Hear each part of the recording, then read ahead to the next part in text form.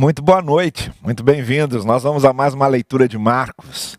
Nós estamos fazendo a leitura desse evangelho em trechos e você é muito bem-vindo para mais um trecho desse que nós estamos chamando de Evangelho da Redenção.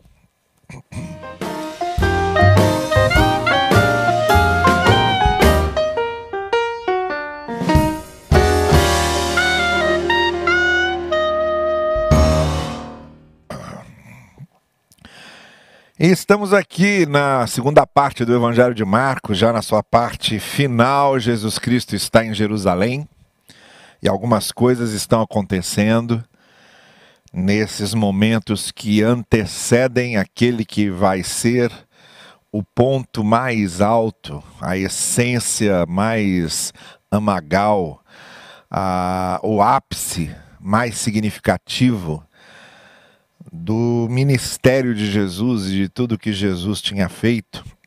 Tudo, na verdade, estava sendo encaminhado para agora, esse ponto central daquilo que Jesus veio realizar, da sua obra, da sua missão, que é a sua crucificação e a sua ressurreição.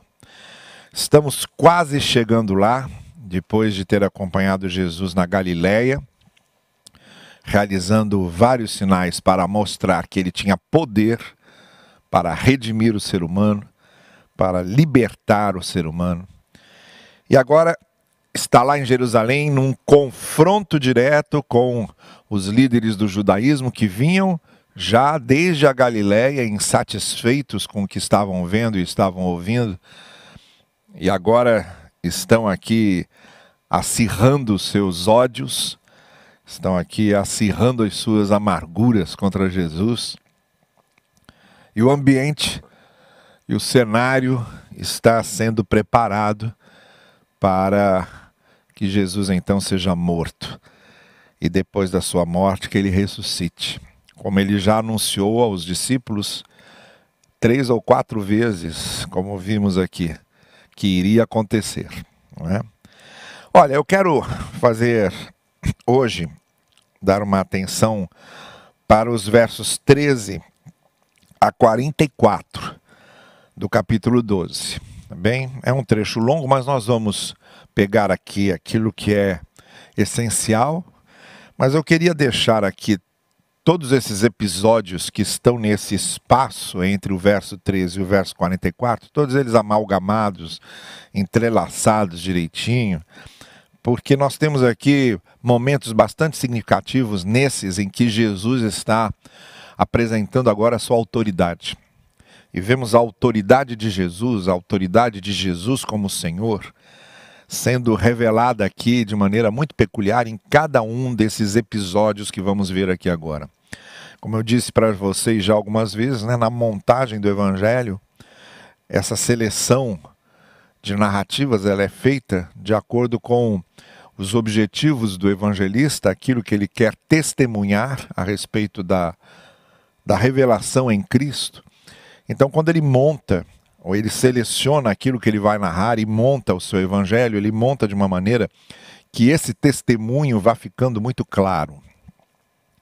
E agora chegou o momento em que Jesus, em Jerusalém, diante da autoridade dos líderes do judaísmo, ele já tinha acabado de contar aqui a parábola dos lavradores, tinha acabado de expulsar os vendilhões do templo e usado a figueira seca para mostrar, assim como a parábola dos lavradores, que a liderança religiosa do seu tempo estava corrompida, havia se afastado de tudo que Deus desejava para eles.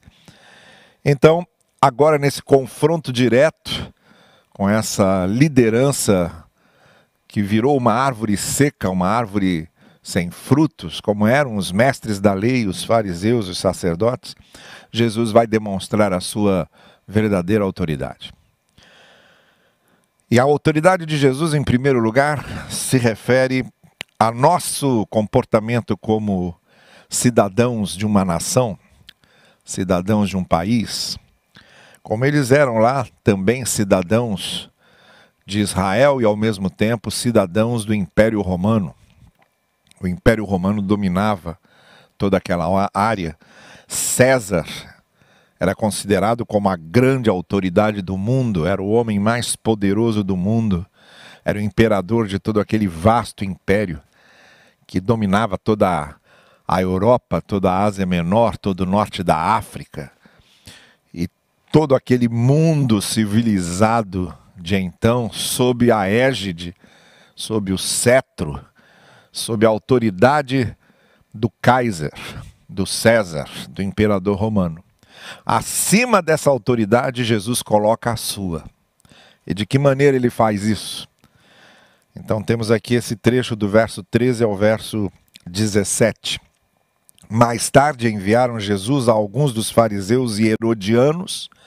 Convém explicar que os herodianos eram os partidários do poder romano, eram judeus, mas que concordavam, achavam vantajoso o Império Romano estar ali dominando, pelo menos eles tinham trazido a paz, não havia mais guerra. E então esses judeus herodianos defendiam não só o poder do Império Romano, mas a autoridade de Herodes, eram pessoas interessadas em manter a estirpe, a dinastia de Herodes. Era um partido político ali, de certa forma, antagonizando com os fariseus, porque os fariseus não aceitavam, não é, essa invasão. Então você tem aqui um detalhe interessante, que fariseus e herodianos, embora fossem de visões ideológicas partidárias diferentes, como se fossem assim conservadores e liberais, não é, direita e esquerda, se uniram para apanharem Jesus em alguma coisa que ele dissesse, como diz o verso 13. Tinham agora, eles que eram opositores, tinham agora um inimigo comum, que era Jesus. Então eles se aproximaram dele e disseram: Mestre, sabemos que és íntegro e que não te deixas influenciar por ninguém, porque não te prendes à aparência dos homens, mas ensinas o caminho de Deus e conforme a verdade. Está tudo aqui cheio de razão. Tudo aqui está certo a respeito de Jesus. Ele era tudo isso, só que isso não vinha do coração. Eles estavam só preparando o ambiente para poder dar a sua facada. Sabe, o que eles estavam fazendo aqui era engordando o animal para poder matá-lo. E assim, mais ou menos como aquela bruxa de João e Maria, né? Que está dando doce para João e Maria, mas porque queria que eles ficassem gordinhos para poder devorá-los depois. Aquele conto de fadas, né? Então esses fariseus e herodianos se uniram para fazer com que Jesus perdesse ali a credibilidade diante dos seus ouvintes. Então primeiro eles dão uma amaciada no ambiente, né? Dizendo verdades a respeito de Jesus, só que não vinha do coração, né? Eles estavam dizendo aquilo para tentar mostrar à multidão que eles não tinham nada contra Jesus, que estavam ali na melhor intenção, não é? Não é o que dizemos sobre Cristo, e não é o que dizemos sobre o Evangelho que realmente interessa. O que interessa é o que sentimos dentro daquilo que dizemos. O que interessa é o que vem do coração dentro daquilo que dizemos. E então, eles fazem então a pergunta: é certo pagar imposto a César ou não? Devemos pagar ou não? Vejam só a armadilha aqui, né? Porque se Jesus diz que deve pagar, ele é chamado de partidário de Roma, defensor da invasão romana, defensor de César. E aí desagrada os judeus que estavam incomodados com aquele imperialismo romano, com a cobrança de impostos para Roma. Os impostos não eram para Israel, os impostos eram para Roma. Se ele dissesse que não, então ele se indispunha ali na hora com as leis do Império Romano. Porque Roma concedia uma certa liberdade a essas nações conquistadas e podiam, por exemplo, continuar exercendo a sua religião, como os judeus exerciam, né? Tendo as suas autoridades religiosas como os judeus tinham o sinédrio, tinham o sacerdócio, tinham o templo. Os romanos não mexiam em nada disso. Eles podiam continuar com a sua vida religiosa, com seu culto, com as suas devoções. Mas tinha uma coisa que os romanos exigiam: submissão à autoridade de César e pagamento de impostos. Todas as nações dominadas tinham que fazer essas duas coisas: respeitar a autoridade de César e pagar impostos. Se Jesus dissesse ali que não era para pagar impostos, ele estaria já se indispondo com as leis romanas. Mas Jesus, então, percebendo a hipocrisia deles, né, hipócritas desde as afirmações que fizeram até a pergunta que faziam, porque eles sabiam muito bem que estavam apenas armando uma emboscada para Jesus, perguntou para eles: por que vocês estão me pondo à prova? Tragam-me um denário para que eu veja. O denário era uma moeda que servia como pagamento. O valor do denário era o pagamento de um dia de trabalho. Quem trabalhasse um dia recebia no fim do dia um denário. Quem trabalhasse 10 dias recebia no final de 10 dias 10 denários. Então ele pede um denário daqueles que representava o pagamento de um dia de trabalho e diz: olha, mostrando a moeda que trouxeram a eles, perguntou: de quem é esta imagem, esta inscrição que está aqui? Em cada denário havia lá o perfil de César desenhado, não é? Talhado ali naquela moeda, naquele denário, o perfil de César com a inscrição de honra a César, de louvor a César. Então Jesus pega o denário e diz: de quem é essa imagem? É de César. O dinheiro é de César. Aí Jesus então devolve e diz: então deem a César o que é de César e deem a Deus o que é de Deus. Essa resposta de Jesus murcha, não é? Desarticula, esvazia, desarma toda aquela armadilha, toda aquela emboscada, porque ele aqui dá duas respostas, na verdade. A primeira resposta é que todo cidadão tem que cumprir com seus direitos, porque ele tem um compromisso com o Estado ao qual ele pertence.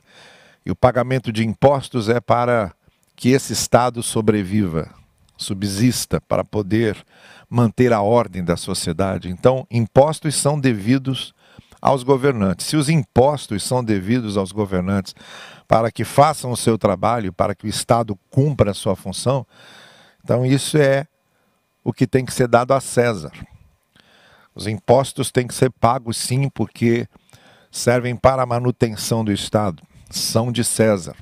A moeda ali, o denário, representava esse imposto pago a César, porque era devido a César, devido ao governo romano, como devido a qualquer Estado que exerça a sua função de manter a ordem da sociedade. Agora ele completa, e a segunda coisa que essa resposta nos indica, é que assim como a moeda tem a imagem de César, nós temos a imagem de Deus. Então Jesus diz: olha, deem a César o que é de César, a moeda tem a imagem de César, podem dar a ele, mas vocês que têm a imagem de Deus, vocês são de Deus, não são de César. Havia uma certa subversão, sim, nessa resposta de Jesus, porque quando ele diz deem a César o que é de César, ele está dizendo deem a César só o que é de César. E quando Deus começa a exigir o que é de Deus e não de César, aí vocês não têm que dar. Porque vocês têm a imagem de Deus, vocês pertencem a Deus, e nenhum império, nenhum imperador, nenhum tirano, nenhum governo, nenhuma ideologia política, nenhum Estado tem o direito de exigir a vida de vocês, a obediência absoluta de vocês, a submissão absoluta de vocês. Só Deus, porque vocês têm a imagem de Deus em vocês. Vocês pertencem a Deus.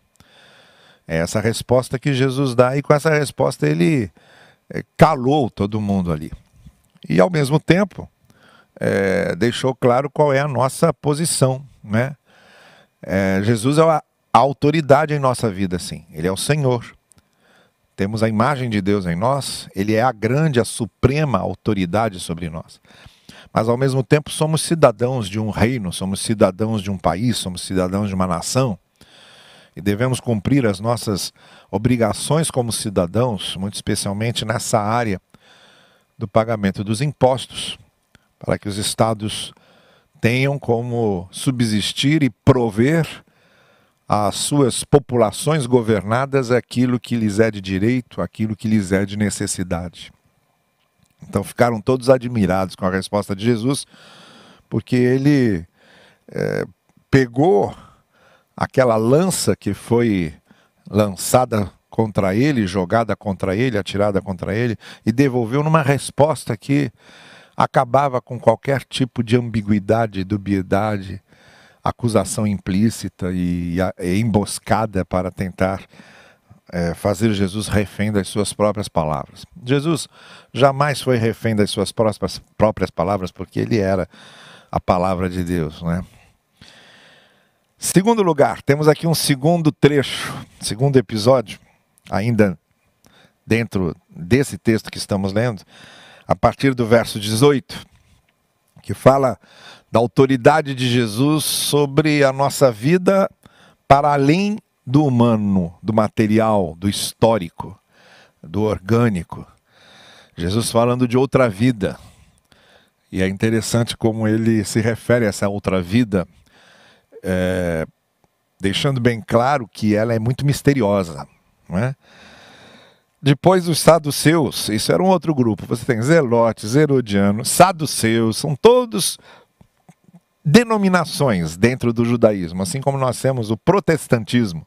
E dentro do protestantismo você tem batistas, presbiterianos, congregacionais, metodistas, né, pentecostais. E é tudo protestantismo. Assim como você tem catolicismo, e dentro do catolicismo você tem beneditinos, franciscanos, dominicanos, não é? Opus Dei, teologia da libertação. Então essas divisões todas são verdadeiras denominações dentro do catolicismo. Você tinha também o judaísmo, e tinha fariseus, saduceus, essênios, zelotes, herodianos, cada um com um tipo de visão diferente e com ênfases distintas. E agora são os saduceus, uma outra denominação judaica, outro partido judaico, que dizem que não há ressurreição. Os fariseus acreditavam na ressurreição e os saduceus não, negavam a ressurreição. Então eles aproximaram-se dele com a seguinte questão: veja que sempre eles estão querendo indispor Jesus contra alguém. No caso da primeira pergunta, queria indispor Jesus ou contra os judeus ou contra os romanos. No caso dessa outra pergunta, sobre ressurreição, queria indispor Jesus ou contra os fariseus ou contra os saduceus, porque eles tinham opiniões diferentes sobre ressurreição. Os que acreditavam, os que não acreditavam. Então eles perguntam: mestre, e aí dão um exemplo, né? Eles vão à lei de Moisés. Moisés nos deixou escrito lá na Torá, lá no Pentateuco, mais especialmente, essa é uma referência a Deuteronômio. Moisés nos deixou escrito que se um homem morrer e deixar mulher sem filhos, seu irmão deverá casar-se com a viúva e ter filhos para o seu irmão. Havia 7 irmãos. Aí eles fazem criam uma situação hipotética, imaginária, para tentar ilustrar o que eles estão perguntando. Então, se um irmão tem que se casar com a viúva do seu irmão e ter filhos com ela, se ela não teve filhos do irmão que faleceu, eles imaginam 7 irmãos, todos eles morrendo um após o outro. O primeiro casou-se e morreu sem deixar filhos, o segundo casou-se também, o terceiro, e assim, nenhum dos 7 deixou filhos, ela morreu, e aí nenhum dos 7 deixou filhos, não há um que possa dizer: eu sou mais marido dela porque tive filhos com ela. Nenhum deles deixou filhos. E aí, finalmente, eles perguntam. E aí vem a pergunta capciosa, a pergunta encrenqueira, a pergunta arisca, não é? A pergunta instigante. Na ressurreição, quando eles ressuscitarem, de quem ela será esposa, visto que os 7 foram casados com ela? Aí Jesus respondeu: vocês estão enganados, pois não conhecem as Escrituras, nem o poder de Deus. Quando os mortos ressuscitam, e aí Jesus afirma a sua declaração de que há ressurreição, então ele admite a ressurreição como uma realidade. Quando os mortos ressuscitam, não se casam, nem são dados em casamento, mas são como os anjos dos céus. Quanto à ressurreição dos mortos, vocês não leram no livro de Moisés, no relato da sarça, como Deus lhes disse: eu sou o Deus de Abraão, o Deus de Isaac, o Deus de Jacó? Ele não é Deus de mortos, mas de vivos. Vocês estão muito enganados. Estão enganados em não crerem na ressurreição, porque Jesus não falaria em Abraão, em Jacó, em Isaac como vivos se não estivessem vivos. Apesar de estarem mortos aqui, Deus os tratava como vivos, estavam vivos com ele. Mas Jesus nos deixa aqui duas lições, não é? Uma primeira, que realmente há essa esperança da ressurreição, a confiança na ressurreição. A vida não se reduz ao que é aqui, ao orgânico, ao biológico, ao material, ao terreno. Nós caminhamos para uma vida que vai para além.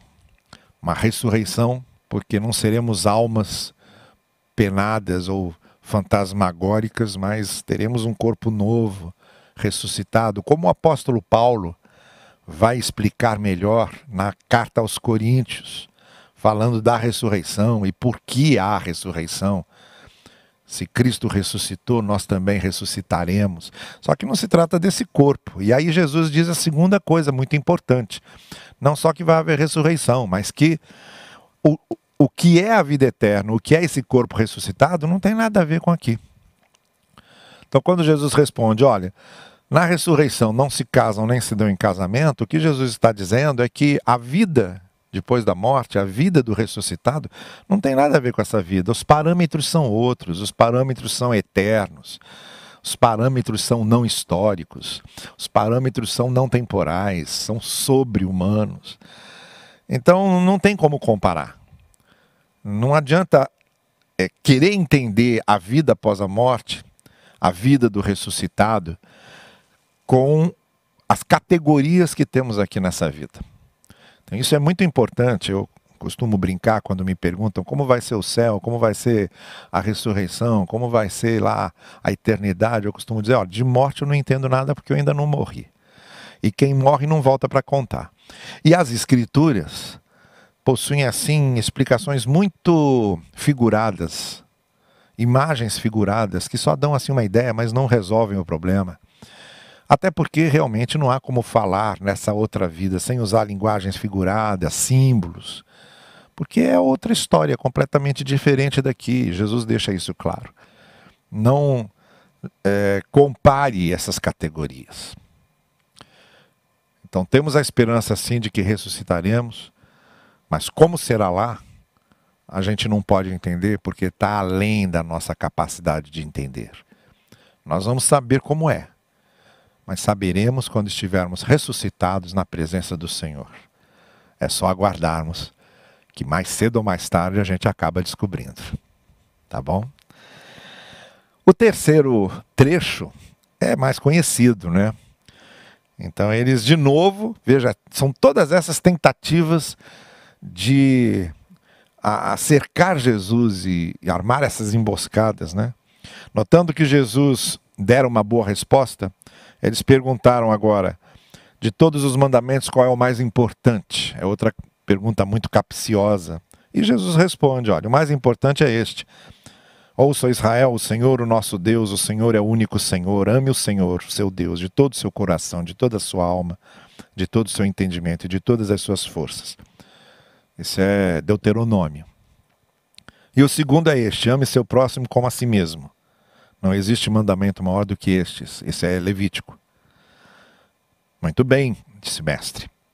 Disse o homem ao mestre. Muito bem, estás certo ao dizeres que Deus é o único e que não existe outro além dele. Amá-lo de todo o coração e de todo o entendimento, de todas as forças, e amar ao próximo como a si mesmo é mais importante que todos os sacrifícios e ofertas. Vendo que ele tinha respondido sabiamente, Jesus lhe disse, você não está longe do reino de Deus. Está entendendo. Está começando a entender o que é o Evangelho. Daí por diante, ninguém mais ousava lhe fazer perguntas. É isso mesmo, a essência do Evangelho é essa. Amor a Deus e amor ao outro. Aqui se resumem todos os mandamentos. Os 10 mandamentos, por exemplo, estão resumidos aqui nesses dois. A gente ama a Deus quando não tem outros deuses, quando não reduz a imagens, quando honra seu nome, não é? Quando dedica a Ele a nossa vida, o nosso lazer, o nosso descanso. quando não tomamos o seu nome em vão, e amamos o próximo quando honramos pai e mãe, quando não matamos, quando não roubamos, quando não traímos, quando não mentimos, não é? Quando não cobiçamos. Tudo isso tem a ver com amar a Deus e amar o outro. Está aqui o resumo de Jesus. Está aí o coração do Evangelho. E está aí por que a gente precisa da graça para nos salvar. Porque nenhum de nós somos capazes de cumprir esses mandamentos, esses 2 mandamentos, na sua inteireza, na sua plenitude. Ninguém ama a Deus completamente, totalmente, perfeitamente o tempo todo.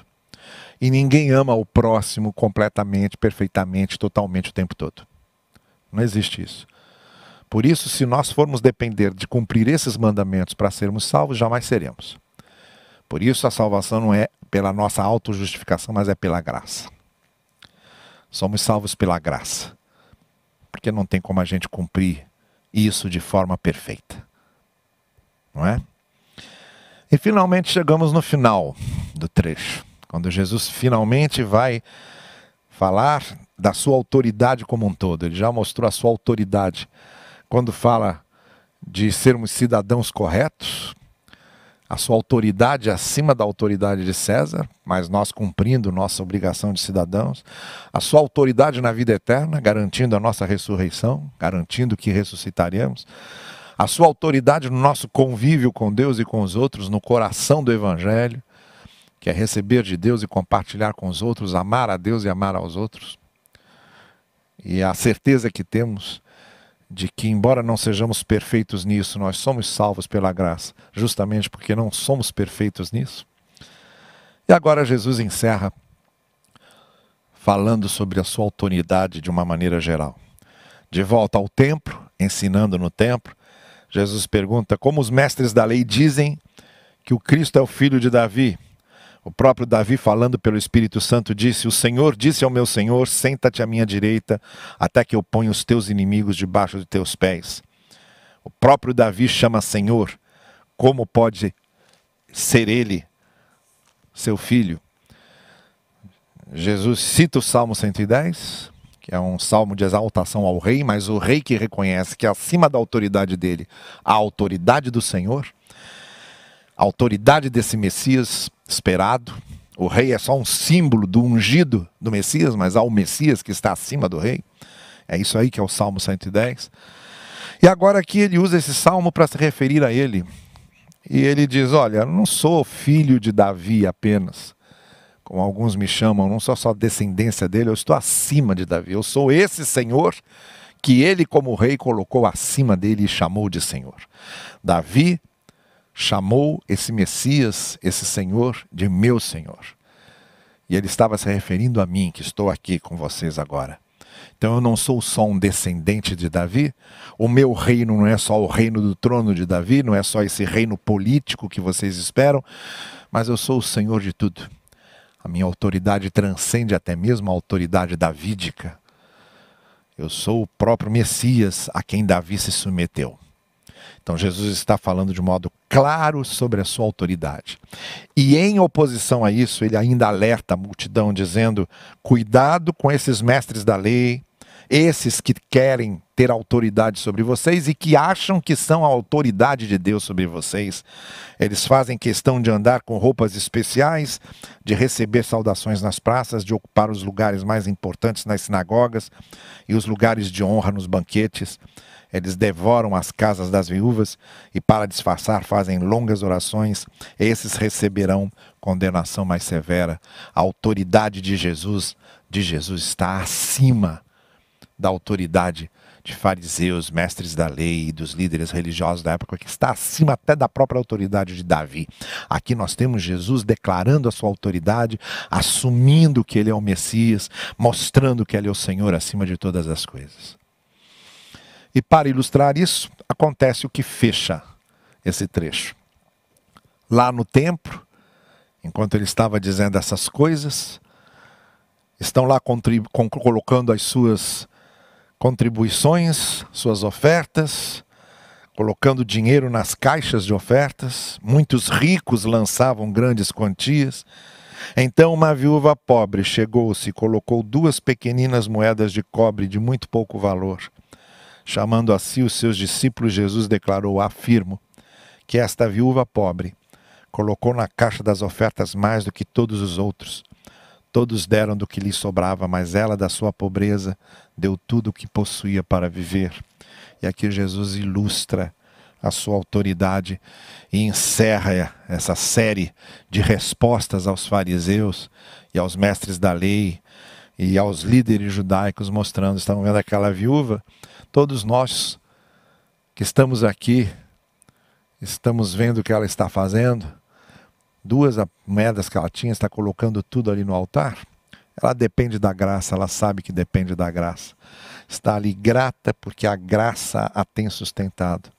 Enquanto os outros colocam das suas sobras apenas para se exibir, apenas para aparecer, apenas para se impor aos outros, Deus aceitou a oferta dela e não aceitou a dos outros, porque a dela vem da sua dependência da graça. Ela reconhece quem realmente tem autoridade sobre a sua vida. E Jesus encerra essa série de respostas aos líderes religiosos, mostrando que nós também temos de nos submeter a essa autoridade dele, dando a ele tudo o que temos, tudo o que somos, confiando nessa graça, porque todos nós somos viúvas pobres, todos nós, seja quem sejamos, todos nós dependemos exclusivamente da graça de Deus. E assim o Senhor Jesus encerra mais essa passagem ali pelo templo e se prepara para o que vem depois, porque os líderes religiosos ficaram com mais raiva ainda e estão preparando a sua morte. E daqui a pouquinho a gente vai chegar lá, nas próximas leituras que fizermos. Vamos orar? Pai querido, ajuda-nos a que possamos nos submeter à autoridade de Cristo, ao que Ele realmente é em nossa vida, e que seja sempre assim a nossa relação contigo, submetidos ao Teu senhorio e à Tua autoridade sobre nós. Abençoa cada um que nos acompanha agora de sua casa, de seu computador, de sua TV, de seu monitor. Que cada um e que cada família tenha a certeza da Tua presença e da Tua graça derramada sobre todos, porque, Senhor, no fim, somos todos, sem exceção, dependentes da Tua graça, e se não fossem as Tuas misericórdias, nós não seríamos o que somos e nem teríamos o que temos. Por isso, pertencemos a Ti, o que somos e o que temos, tudo no Teu altar, para a Tua glória, em nome de Cristo. Amém? Um bom final de noite para vocês. Domingo, a partir das 9 da manhã, abertura do Mês da Família. À noite, vamos celebrar a ceia. Tá bom? Deus abençoe vocês. Uma boa noite de descanso para todos.